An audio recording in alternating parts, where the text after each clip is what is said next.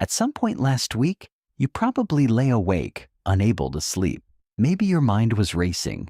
Maybe you were not even sure why you were awake at all. You were simply there, staring at a ceiling that offered no answers. For most people today, this feels like a personal failure, a broken system that needs fixing, a problem to solve with an app, a supplement, or sheer force of will. But what your ancestors did in that exact situation is probably not what you imagine. And understanding it requires questioning something most of us take completely for granted. The obvious assumption is that ancient humans, living without screens or artificial light, simply fell asleep with ease and stayed asleep until sunrise. A perfect, uninterrupted, natural sleep, the kind modern life supposedly destroyed. It sounds convincing, but the evidence suggests something very different, and understanding why may completely change the way you think about your own restless nights. So let us begin with a surprisingly simple question. Was one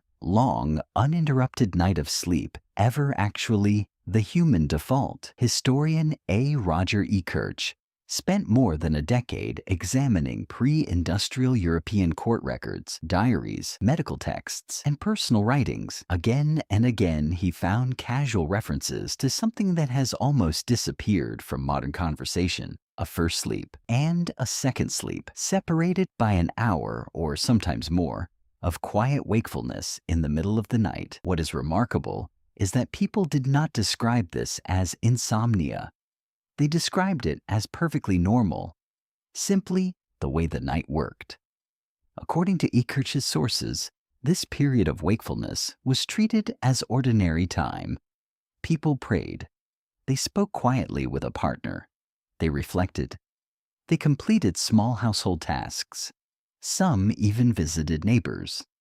Physicians of the time also mentioned this waking period in medical writings, treating it as an expected part of healthy sleep, rather than a disorder that needed treatment. It is important to be precise here. Ekirch's evidence comes from pre-industrial Europe, not from deep prehistory, and some researchers have questioned how universal this exact sleep pattern really was. But his work still reveals something important. The modern expectation of 8 uninterrupted hours may not be humanity's original baseline. It may actually be a relatively recent invention. So what happens if we go back even further? Beyond recorded history, to hunter-gatherer societies living entirely without electricity. This is where anthropology begins to provide even more revealing evidence.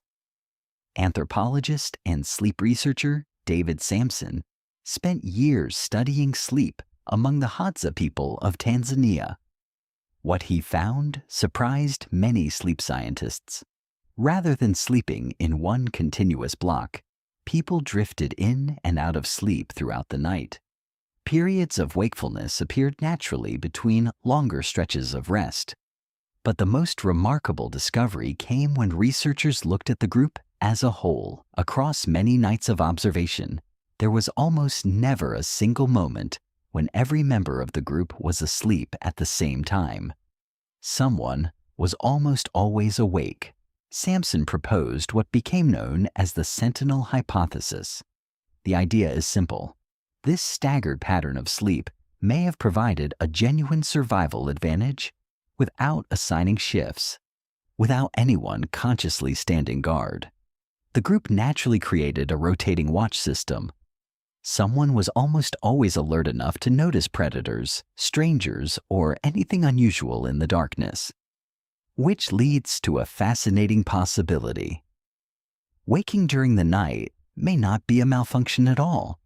It may actually reflect a much older setting that the human brain carried for thousands of generations. But that raises another obvious question. If waking at night was normal, what did it actually feel like?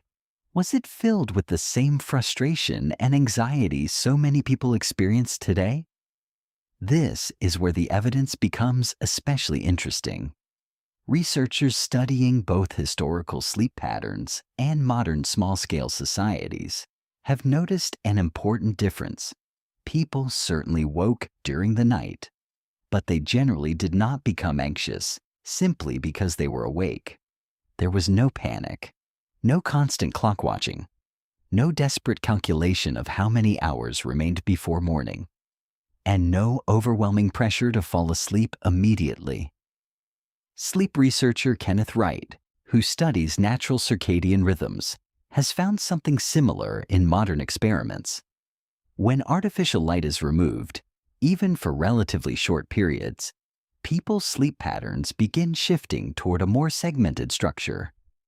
At the same time, many report feeling less distressed when they wake during the night. This suggests that much of modern sleeplessness may not come from waking itself. It may come from what surrounds that experience. The belief that waking is automatically a problem. The pressure of tomorrow's alarm. The stress of needing to function on schedule. And all too often, the glowing screen beside the bed actively telling the brain that morning has already arrived. In other words, your ancestors probably did not sleep better than you in the romantic, uninterrupted way we often imagine. They likely woke during the night too, perhaps quite regularly. What was different was everything around those moments. There were no glowing notifications, no rigid alarm clock demanding a precise wake-up time.